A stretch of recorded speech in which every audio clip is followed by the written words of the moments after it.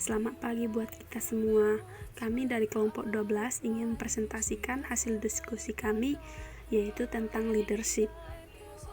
Adapun anggota dari kelompok kami, yaitu saya sendiri Sari Ulisni Tonga, ada Elsa Grace Cynthia Harianja, ada Mega Sanusi Tambunan, dan Nia Berliana Sipayung. Baik, yang presentasi yang pertama akan dibacakan oleh teman saya, Nia Berliana Sipayung. Baik, saya Nia Berliana Sipayung, NPM 19900055. Akan menjelaskan teori the concept of leadership atau konsep kepemimpinan.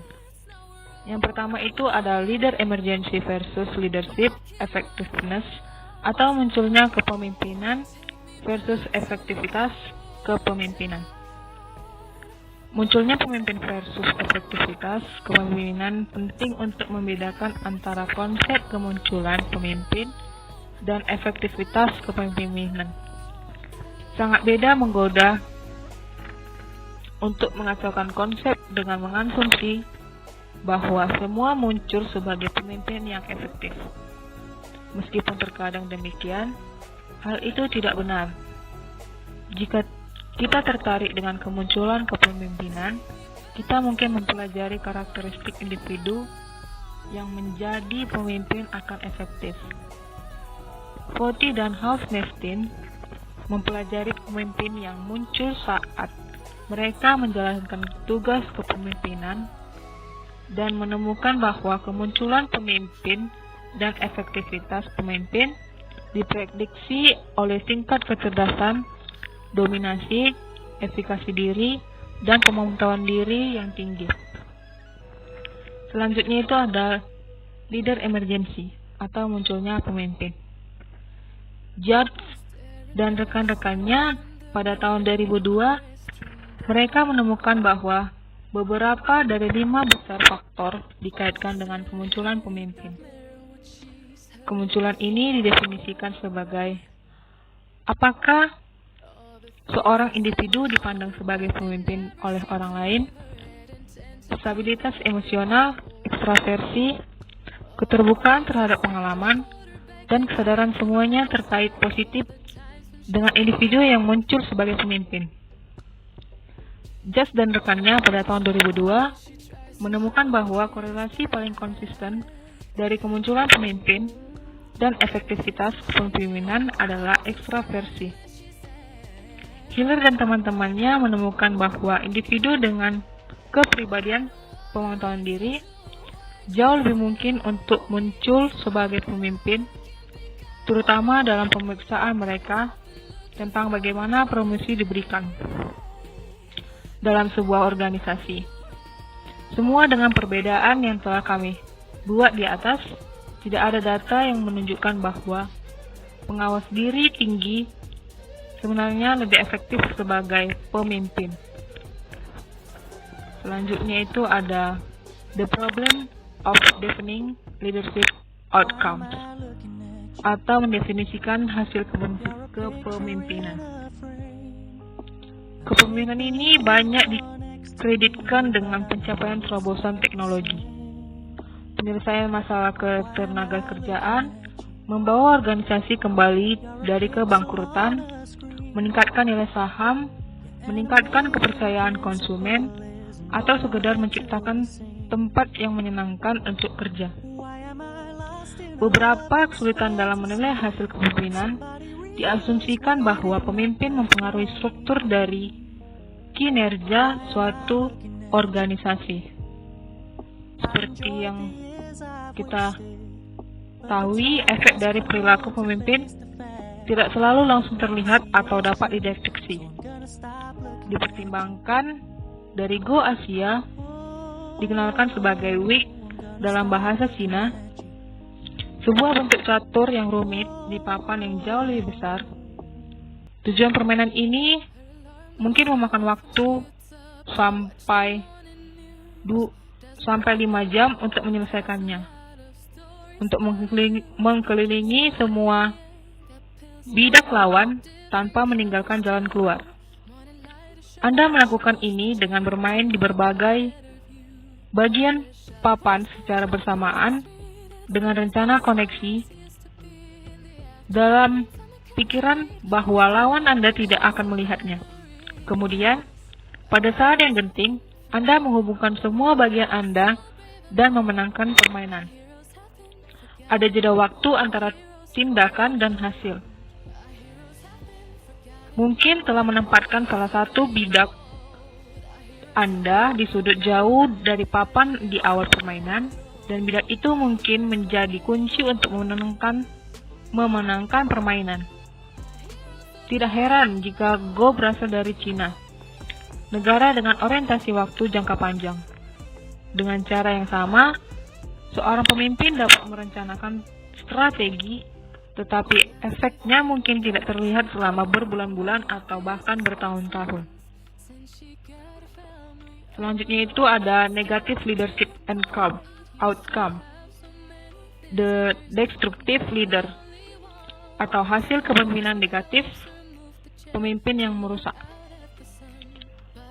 Einarson dan rekannya pada tahun 2007 mendefinisikan perilaku kepemimpinan dan merusak sebagai perilaku sistematis dan berulang oleh seorang pemimpin, supervisor, atau manajer yang melanggar kepemimpinan sah organisasi dengan merusak tujuan, tugas, sumber daya organisasi, dan efektivitas, kesejahteraan, atau kepuasan kerja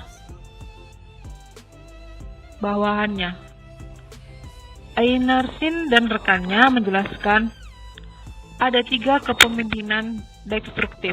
Yang pertama itu ada tyrannical, yang kedua disloyal, yang ketiga supportive disloyal. Baik, yang pertama itu ada tyrannical.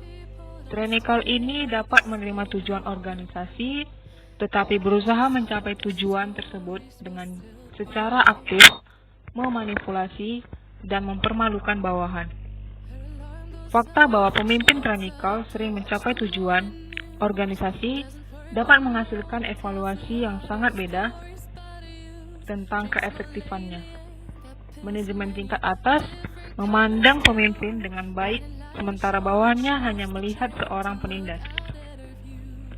Contohnya itu pelatih bola basket perguruan tinggi kejuaraan Bobby Knight yang dijuluki sebagai jenderal dapat dikategorikan sebagai pemimpin tyrannical meskipun ia dipuji oleh banyak penggemar di tempat ia melatih.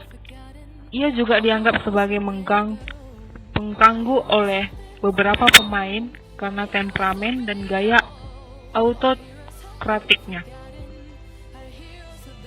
Yang kedua itu ada derail.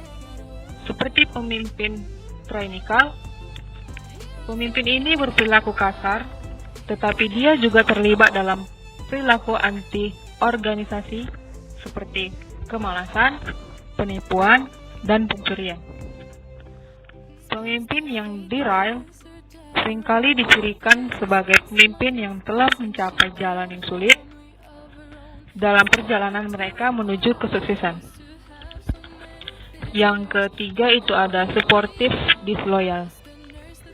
Berbeda dengan 2 jenis pemimpin destruktif, yang pertama, pemimpin yang tidak setia, supportive, sebenarnya menunjukkan pertimbangan kepada bawahan, tetapi melanggar tujuan organisasi dengan merusak pencapaian tujuan tersebut.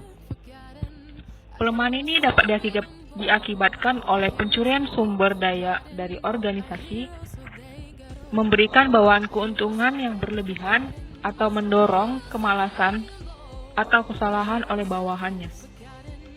Einarson dan kolega pada tahun 2007 menawarkan contoh toko roti di Inggris di mana lebih banyak roti daripada yang akan dijual dipanggang seperti hari untuk memungkinkan pekerjaan toko roti mencuri roti. Selanjutnya itu ada leader versus manager or supervisor, atau pemimpin versus manager atau supervisor. Flader mendefinisikan seorang pemimpin sebagai individu dalam kelompok yang diberikan tugas untuk mengarahkan dan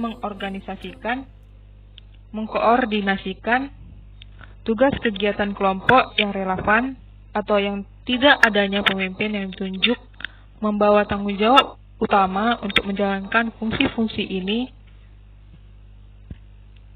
Dengan definisi netral tersebut, pemimpin dapat diganti dengan kata direktur atau manajer, penyelia, atau bahkan koordinator. Istilah pemimpin biasanya menimbulkan reaksi yang lebih kuat. Istilah manajer dan supervisor adalah jabatan. Mereka menyerap tugas orang yang menyandang gelar itu. Mereka menjelaskan apa yang harus dilakukan berkaitan dengan bagaimana tugas ini dilakukan sehubungan dengan anggota kelompok kerja. Pemimpin mengacu pada aspek sosial atau psikologis dari peran supervisor atau manajer. Manajer ini pun berusaha untuk menertibkan dan konsisten bekerja. Pemimpin mencari perubahan. Apa yang membuat pekerjaan manajer atau peran pemimpin berada dari banyak perilaku? Pekerjaan lainnya adalah kenyataan bahwa supervisor harus bergantung pada bawahan dan pemimpin harus bergantung pada pengikut untuk melaksanakan rencana mereka. The blending of manager and leadership role atau perpaduan peran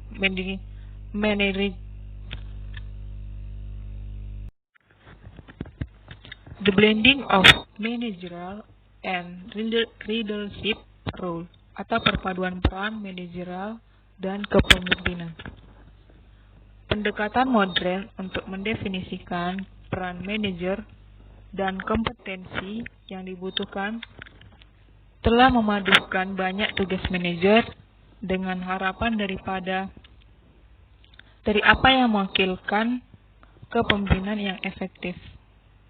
Di antara banyak taksonomi yang diusulkan dari persyaratan kinerja manajerial, mungkin paling komprehensif disarankan oleh Borman dan Bruce pada tahun 1993 yang mendefinisikan 246 dimensi potensial kinerja manajerial dari penelitian yang diterbitkan dan tidak dipublikasikan.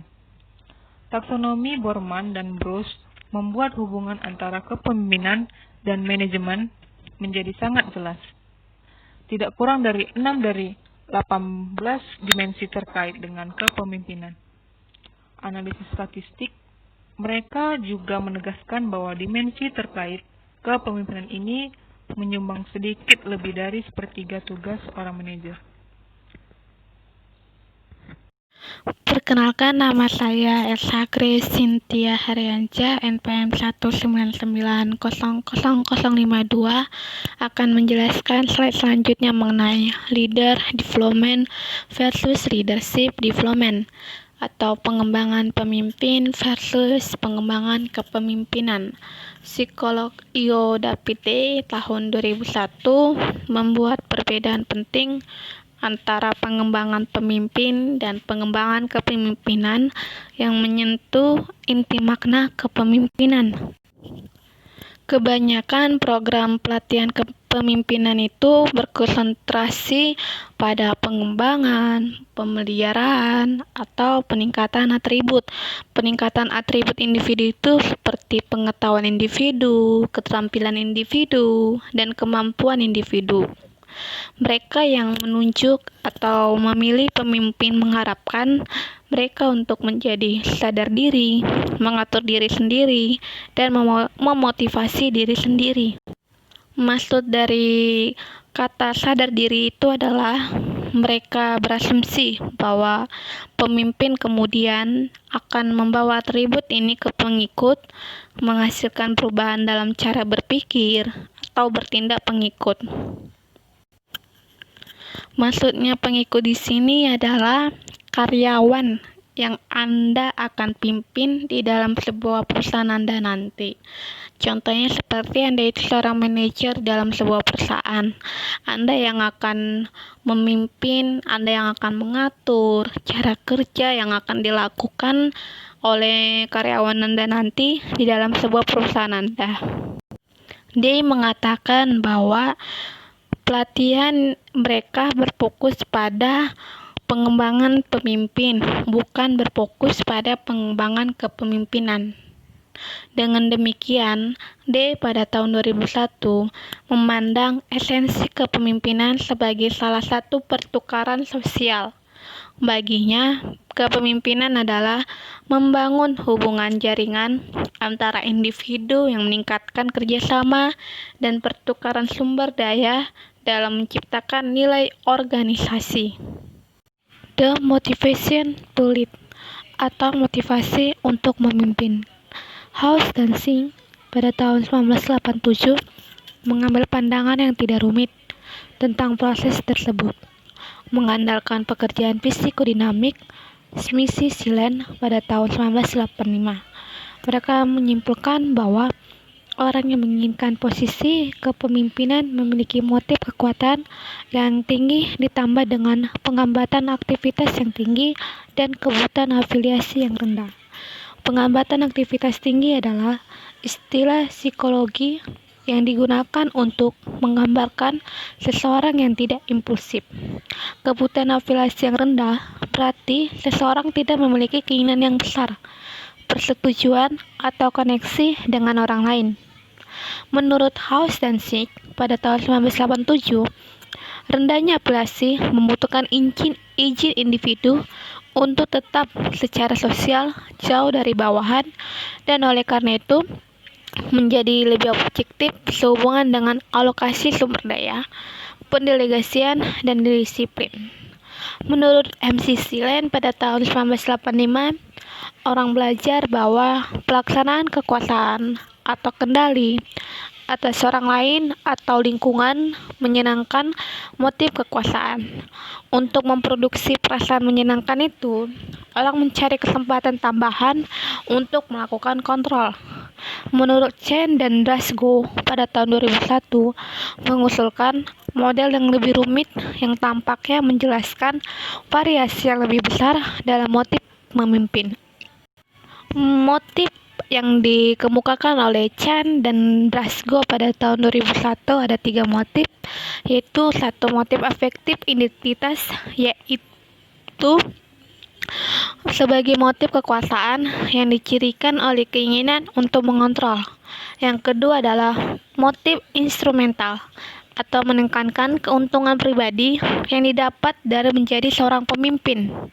Yang ketiga itu adalah sosial normatif, lebih tidak mementingkan diri sendiri, menekankan tugas untuk memimpin ketika dipanggil, dan kehormatan serta hak istimewa memimpin. Traditional theories of leadership. The Great Man Theories. Selama ada pemimpin, pasti ada teori kepemimpinan. Banyak di antaranya yang mungkin disebut teori orang hebat, yang dikembangkan oleh sejarawan yang meneliti kehidupan pemimpin yang dihormati untuk mencari petunjuk tentang apa yang menyebabkan kebesarannya. Perburuan petunjuk ini dipermudah oleh kegemaran para pemimpin terkenal untuk menulis buku tentang pengalaman mereka. Ada 2 jenis sumber kehebatan pemimpin yang populer, yaitu pertama adalah pengalaman yang menggembirakan, dan yang kedua adalah sifat yang mengagumkan. Yang pertama adalah pengalaman yang menggembirakan. Contohnya itu seperti Anda itu seorang manajer dalam sebuah perusahaan, Anda itu berhasil dalam menyelesaikan sebuah proyek yang sangat besar yang tidak bisa diselesaikan oleh pesaing-pesaing Anda. Itu adalah pengalaman yang menggembirakan yang pernah Anda dapatkan dalam hidup Anda. Yang kedua adalah sifat yang mengagumkan.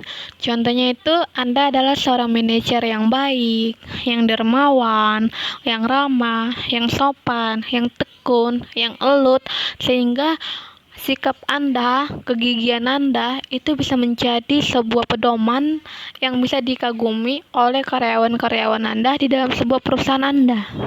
The Trade Approach. ketika psikolog Io mulai memahami fenomena kepemimpinan di tahun 1920-an dan tahun 1930-an, pendekatan pertama yang mereka gunakan dikenal sebagai pendekatan sifat. Itu memasuk istilah sederhana, suatu usaha untuk menunjukkan bahwa pemimpin memiliki karakteristik tertentu yang bukan pemimpin. Pendekatan sifat terbukti menjadi jalan buntu. Tidak ada hubungan yang konsisten dikemukakan antara sifat dan efektivitas kepemimpinan.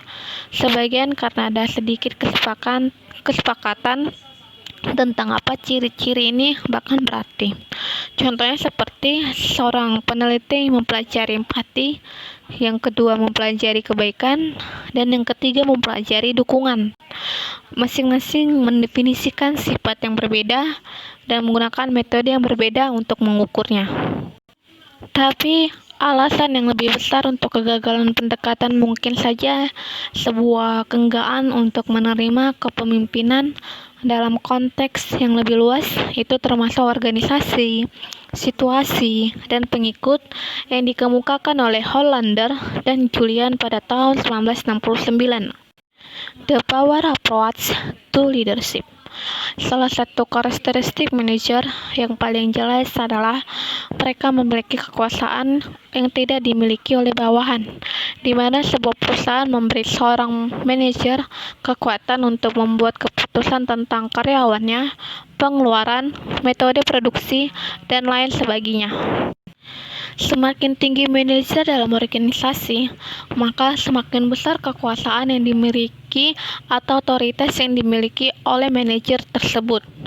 Jadi, satu pendekatan kepemimpinan mungkin untuk memeriksa jenis-jenis kekuasaan yang dimiliki oleh para pemimpin. Inilah kekuatannya pendekatan kepemimpinan.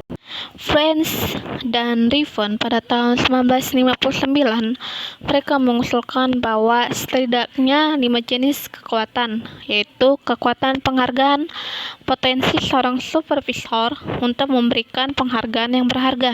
Contohnya seperti Anda memberikan penghargaan kepada karyawan Anda yang ulet dalam bekerja. Yang kedua adalah kekuatan koersif, potensi seorang supervisor untuk memberikan hukuman, seperti Anda memberikan hukuman kepada karyawan Anda yang bolos dalam pekerjaan mereka. Yang ketiga adalah kekuatan yang sah, hak supervisor untuk mempengaruhi bawahan dan kewajiban bawahan untuk menerima pengaruh itu. Contohnya itu seperti Anda menyuruh karyawan Anda untuk menjadi detektif dalam sebuah perusahaan lain. Yang keempat adalah daya referensi. Identifikasi bawahan dengan atasan, itu keinginan bawahan untuk menjadi seperti dan bertindak seperti atasan, atau kekuatan dari contoh seperti karyawan Anda melakukan kesalahan, Anda mengatakan kamu itu harus seperti saya, harus ulet, gigi, tekun dalam bekerja. Kamu itu tidak boleh seperti ini. Anda menjadikan Anda sebagai contoh bagi karyawan Anda agar karyawan Anda menirukan Anda di dalam pekerjaannya. Yang terakhir adalah kekuatan ahli, pengetahuan atau kalian yang dimiliki supervisor di bidang khusus. Contohnya itu Anda itu memiliki kalian di dalam bidang komputer, memiliki kalian dalam bidang keuangan. Schultz 1998 menyarankan cara-cara di mana berbagai basis kekuatan dapat ditingkatkan atau dipertahankan, serta cara paling efektif untuk menggunakan setiap basis daya. Freever 1981 mencirikan organisasi modern sebagai entitas politik. Manajer menggunakan kekuatan atau otoritas formal mereka untuk meningkatkan basis kekuatan lain. Menurut Schultz 1998, mereka menggunakan metode seperti berikut ini: membentuk koalisi, misalnya seperti manajer dari berbagai departemen bergabung, manajer pemasaran membentuk aliansi dengan pemasok. Contoh lainnya seperti perusahaan Anda melakukan kerjasama dengan perusahaan lain yang membangun interaksi relasi yang baru antara perusahaan yang satu dengan perusahaan yang lainnya. Yang kedua adalah mengontrol keputusan penting. Misalnya, mencoba mendapatkan perwakilan yang simpatik ditunjuk untuk kelompok pembuat keputusan. Contoh yang lain itu seperti Anda mengambil keputusan yang penting dalam proyek yang akan diambil atau yang akan dilakukan di dalam sebuah perusahaan Anda. Setelah Anda memilih proyek yang akan Anda jalankan, Anda juga mengutus sebuah ketua kepemimpinan yang akan menjalankan proyek tersebut atau tangan kanan Anda dalam menjalankan proyek tersebut. Yang ketiga adalah mengoptasi oposisi, misalnya mengundang lawan yang kuat untuk bergabung dengan komite atau badan pembuat keputusan. Yang terakhir adalah mengontrol arus informasi, misalnya membatasi distribusi informasi tentang keputusan buruk yang dibuat manajer dan memaksimalkan distribusi informasi tentang keputusan yang baik. Baik, saya akan melanjutkan presentasi dari teman saya, yaitu Deborah Epworth A. The Why of the State University Students. Berfokus pada jenis perilaku yang dilakukan oleh orang-orang peran kepemimpinan. Para peneliti mengembangkan lebih dari 1.800 intent, misalnya dia memanggil kelompok untuk membicarakan banyak hal. Dia tahu tentang hal itu ketika terjadi kesalahan deskriptif tentang apa yang dilakukan superior dalam peran kepemimpinan mereka. Intern ini kemudian diklasifikasikan ke dalam 10 kategori besar dari perilaku kepemimpinan. Untuk contoh, inisiasi, dominasi, evaluasi, dan komunikasi. Kondisioner kemudian dikembangkan dengan cara yang mana perilaku kepemimpinan dapat dijelaskan dan dinilai pada 10 dimensi ini. Setiap superior dijelaskan dalam istilah seberapa sering, misalnya selalu, sering, tidak pernah. Dia melakukan pada kenyataan setiap intern. Penggunaan berulang komisioner ini dapat berbagai kelompok pemimpin situasi atau mandor, pekerja eksekutif, bawahan, kepala sekolah, guru, universitas, kepala departemen, profesor, komandan pesawat, kru, perwira, kapal selam, kru. Menunjukkan itu ke 10 kategori ini tumpang tindih satu sama lain, dan intern dapat dikelompokkan menjadi 2 dimensi yang lebih mendasar dari perilaku kepemimpinan.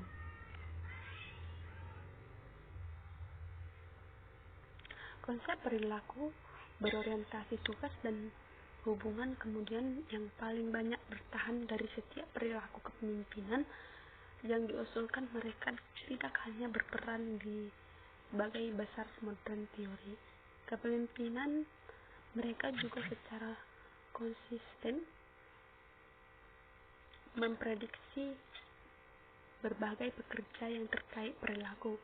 Juk, Pilox, and Illes 2004 menyelesaikan meta-analisis menentukan itu perilaku berorientasi relasi memiliki kolerasi positif yang kuat dengan kepuasan pengikut, motivasi, dan efektivitas kepemimpinan. Sedangkan perilaku kororientasi tugas lebih terkait erat untuk kinerja kepemimpinan kelompok dan individu.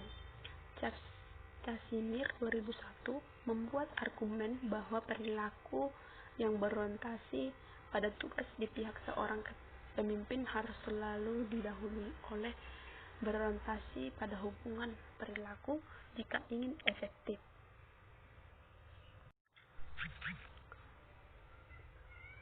Berikutnya, decologency approach. Keberhasilan setiap taktik yang diberikan, misalnya penggunaan ketentuan, penghargaan, pendekatan struktur awal, tergantung atau bergantungan pada banyak faktor atau situasi. Akibatnya, sejumlah teori pendekatan kontingensi diusulkan untuk memperhitungkan peran situasi dalam menjalankan kepemimpinan. Flyder 1967 melakukan upaya komprehensif pertama untuk menjelaskan perilaku kepemimpinan dari perspektif kontingensi. Intinya, gaya yang dianut oleh orang pemimpin berinteraksi dengan karakteristik situasi untuk menentukan efektivitas.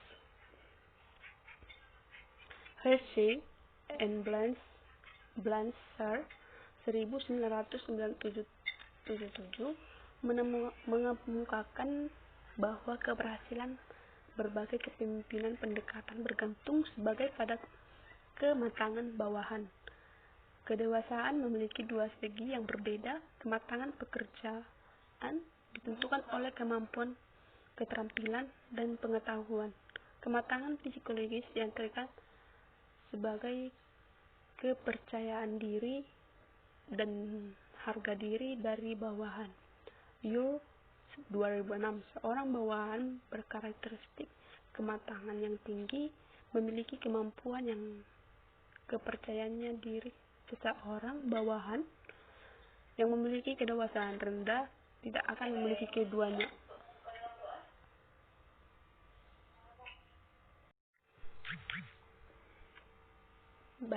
Berikutnya, the questions of the participation, the from Newton model by Michigan dan model jalur tujuan mengidentifikasi gaya kepemimpinan partisipatif. Perilaku partisipatif di pihak pemimpin juga diterapkan di negara bagian Ohio, dan model Hershey dan Blanchard Yule 1981 mengidentifikasi keuntungan berikut dari gaya pemimpin partisipatif. Pertama, membantu bawahan memahami keadaan yang membutuhkan keputusan. Kedua, individu lebih cenderung mengidentifikasi dengan keputusan dan bekerja keras untuk membuat berhasil. Keempat, partisipasi membutuhkan tujuan dan rencana yang diperlukan untuk memenuhi tujuan tersebut diperjelas kepada peserta. Ini membuat potensi ganjaran dan hukuman menjadi lebih jelas sehingga meningkatkan motivasi. Berikutnya, partisipasi adalah pengalaman yang normal, dewasa, dan memuaskan. Berikutnya, hasil partisipasi dalam tekanan sosial pada anggota kelompok untuk menerima keputusan. Berikutnya, ini menghasilkan komunikasi yang lebih baik dan solusi konflik yang lebih efektif antara pemimpin dan bawahan. Dan yang terakhir, ini menghasilkan keputusan yang lebih baik sejauh bakat dan keterampilan kelompok tersebut disadap. Berikutnya, new approach to leadership.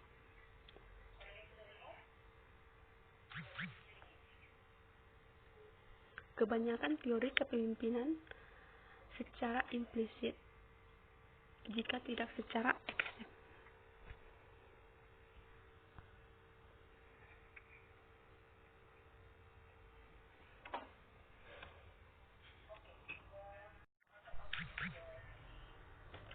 Berikutnya, new approaches to leadership. Kebanyakan teori kepemimpinan secara implisit, jika tidak secara implisit, mengasumsi bahwa para pemimpin memperlakukan semua pengikut dengan cara yang sama. Dan Green dan Harga 1975 menyarankan bahwa pendekatan ini terlalu sederhana dalam teori pertukaran pemimpin anggota atau LNX. Mereka berhipotesis bahwa pemimpin mengadopsi perilaku yang berbeda dalam bawahan individu dan bahwa pola perilaku tertentu dari pemimpin berkembang dari waktu ke waktu dan bergantung untuk sebagian besar pada kualitas hubungan pemimpin bawahan. Dalam meta-analisis penelitian LMX, Gassner dan Ding 1997 sangat antusias tentang kontribusi pendekatan. Mereka menyimpulkan bahwa hubungan berkualitas tinggi berhubungan positif dengan kinerja bawahan dan dengan kepuasan, atau baik secara keseluruhan maupun dan kepemimpinan, dan terkait secara negatif dan niat untuk berhenti. Toomey, Other, Palmer, dan Green 1999 menemukan bahwa ketika pemimpin bangunan hubungan berkualitas tinggi dengan karyawan yang inovatif, hasilnya adalah meningkatkan produksi kreatif dari para karyawan tersebut. Terlepas dari antusiasme umum mereka, Gassner dan di 1997 mengkhawatirkan para pemimpin itu dan anggota sering tidak setuju dalam menjelaskan kualitas hubungan saat menjadi pemimpin mungkin mencirikan suatu hubungan sebagai kualitas tinggi. Bawahan sering tidak setuju dan menganggap berkualitas rendah. Berikutnya, Transformation Leadership, kepemimpinan transformasional. Bas Anuncio 1997 telah mengungkapkan gagasan Bruns kepemimpinan transformasional untuk menggambarkan perilaku para pemimpin perusahaan dari pemimpin politik. Mereka memandang pemimpin transformasional sebagai orang yang mengungkapkan berikut ini perilaku untuk memotivasi pengikut. Yang pertama, mengesahkan perilaku pengikut akan pentingnya dan mengimplikasi dari tugas mereka tampil. Membujuk pengikut untuk mengabaikan strategi yang berpusat pada diri sendiri dan berkonsentrasi pada tujuan diri kelompok kerja atau organisasi. 3. Menarik kebutuhan tingkat tinggi seperti memberikan sumbangan, memberi pengaruh, meningkatkan masyarakat melalui upaya mereka. Yule 2006. Bass dan Alfiot 1997 menyimpulkan bahwa pemimpin transformasional biasanya menggunakan salah satu dari 4 strategi umum. Keempatnya tercantum di bawah ini bersama dengan deskriptif karakteristik kritis masing-masing. Bass 1997. 1. Pengaruh yang diidealkan. 2. Motivasi inspiratif. 3. Stimulasi intelektual. 4. Pertimbangan individual. Ajar.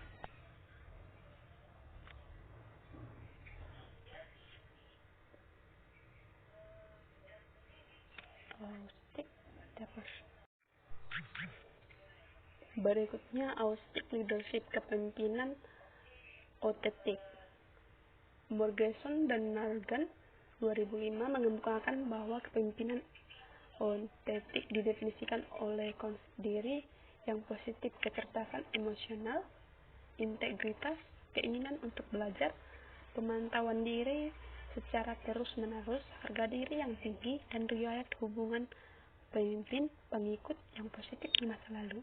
Mereka percaya bahwa karakteristik ini dapat diterima baik oleh seleksi maupun pelatih. Shamir dan Ilhan 2005 menyatakan bahwa kisah hidup yang baik membantu mendukung persepsi keaslian.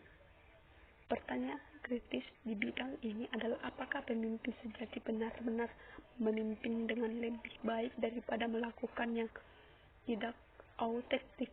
Misalnya, keaslian mungkin penting untuk transformasional kepemimpinan, tetapi tidak untuk kepemimpinan transaksional.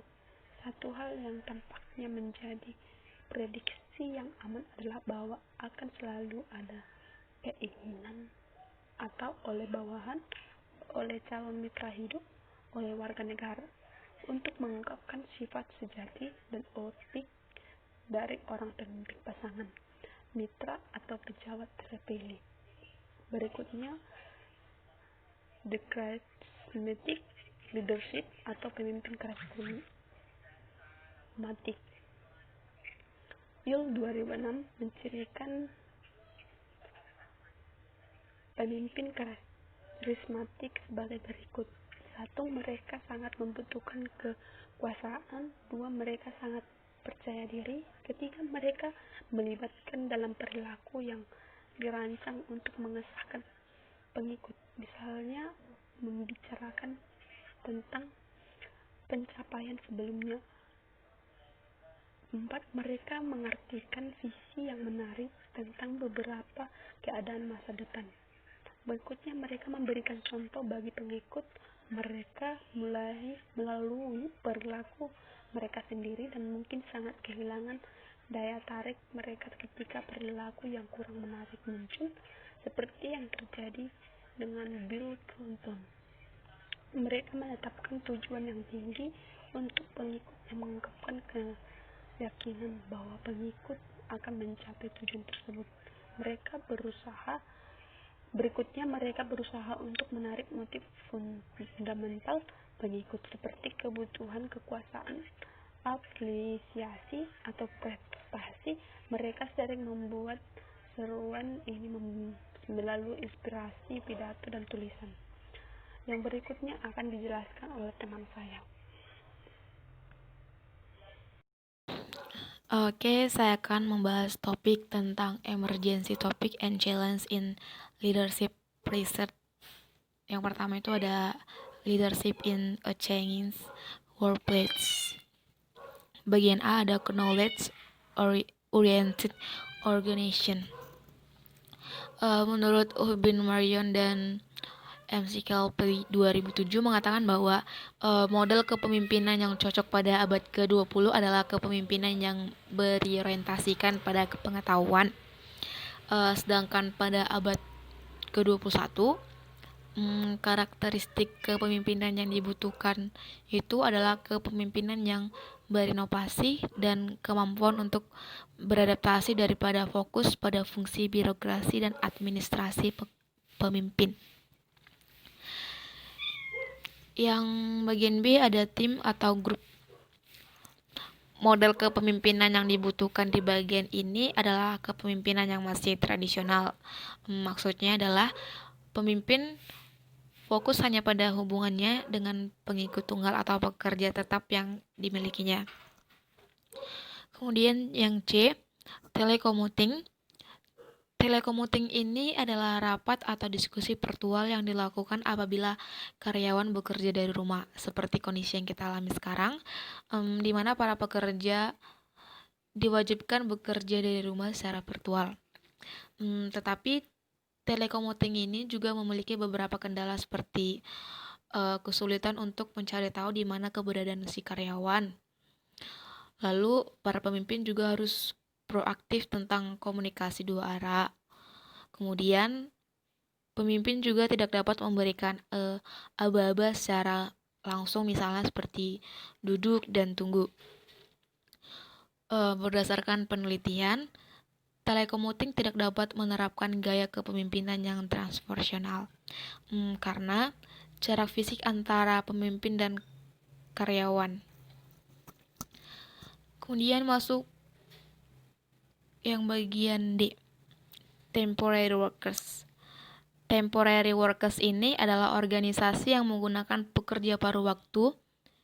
Biasanya organisasi ini menyewa pekerja paruh waktu karena tidak yakin dengan prospek bisnis jangka panjang yang mereka lakukan. Kemudian masuk ke bagian E, Fuji Job Boundaries. Fuji Job Boundaries. Pemimpin yang diminta pada Fuji Job Boundaries ini adalah pemimpin untuk mengantisipasi bagaimana pekerja berkembang dan bagaimana peran kerja dari berbagai anggota tim yang terintegrasi. Oke, yang kedua ada male and female leader. Are they different? Bagian A, the demographic of leadership. Pada tahun 2012, wanita menduduki posisi kepemimpinan puncak di beberapa perusahaan terbesar Amerika, termasuk IBM atau Virginia Rometty, Kraft atau Iran Rosenthal, dan PepsiCo. Wanita juga telah naik ke posisi top di pemerintahan di Amerika Serikat dan luar negeri. Berdasarkan statistik, wanita menempati posisi kepemimpinan di awal abad ke-21 sebesar 46% dari tenaga kerja Amerika Serikat, 45% pekerjaan eksekutif, administratif, dan manajerial, dan 51% dari mereka dengan gelar sarjana. Sekarang perempuan memiliki kualifikasi yang sama dengan laki-laki tetapi memegang persentase kecil dari posisi kepemimpinan mereka. Pertanyaannya adalah, mengapa? Menurut Hellman dan Okimoto tahun 2007, mereka berpendapat bahwa wanita yang sukses dalam pekerjaan stereotip atau pekerjaan yang seharusnya dipekerjakan oleh laki-laki sebenarnya dihukum untuk kesuksesan itu. Mungkin mereka secara bersamaan dipandang kurang dalam keterampilan karena biasanya keterampilan wanita itu seharusnya berperilaku baik hati, mengasuh, dan simpatik. Sementara kesuksesan mereka dalam posisi dan pekerjaan yang disamakan dengan pria, wanita seperti itu masih dinilai lebih rendah. Menurut Chin, Lotrice, dan Sunset Hawkes tahun 2007 menunjukkan bahwa seseorang tidak dapat berasumsi bahwa tantangan apa saja yang dialami oleh perempuan dalam peran kepemimpinan homogennya. Mereka mengamati bahwa berbagai kendala muncul tidak hanya dari lingkungan atau misalnya pemimpin bisnis versus pemimpin politik atau akademis, tetapi juga sebagai fungsi dari budaya nasional. Dalam studi penelitian lintas budaya, pemimpin laki-laki dan perempuan, menurut Paris Howell Dorman, menemukan bahwa terlepas dari budaya nasional, manajer perempuan jauh lebih mungkin daripada laki-laki. Jadi tampaknya ada beberapa bukti bahwa pria dan wanita memiliki gambaran yang agak berbeda tentang pemimpin ideal. Menurut Paris dan koleganya juga menemukan beberapa bukti bahwa pemimpin ideal wanita mungkin lebih cocok misalnya di industri makanan dan keuangan daripada telekomunikasi. Yang B ada the leadership styles of men and women. Tadi di The Demographic of Leadership membahas tentang siapa yang menjadi pemimpin. Sekarang di Leadership Style of Men and Women membahas apakah kepemimpinan dijalankan secara berbeda oleh perempuan dengan laki-laki ketika mereka mengambil posisi kepemimpinan.